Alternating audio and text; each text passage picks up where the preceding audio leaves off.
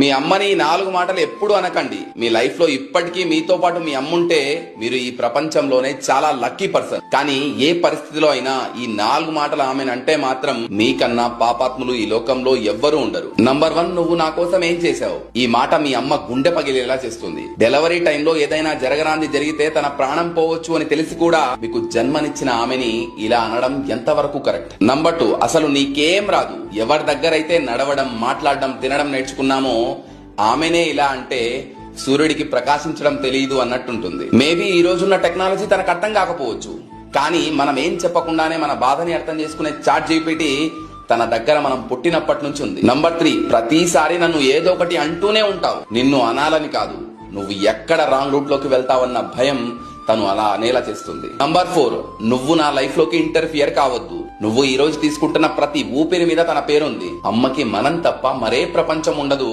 అలాంటి అమ్మని ఇలా అనొచ్చా? అమ్మ మీ దగ్గర నుండి దూరమైన రోజు మీకు అర్థమవుతుంది ఈ ప్రపంచంలో ఏది ఆశించకుండా నిస్వార్థంగా ప్రేమించే ఒకే ఒక పర్సన్ అమ్మ మాత్రమే అని. అమ్మను ప్రేమించే ప్రతి ఒక్కరు ఈ వీడియోని లైక్ చేయండి. అమ్మ పేరుని కమెంట్ చేసి ఈ వీడియోని ప్రతి ఒక్కరికి షేర్ చేయండి.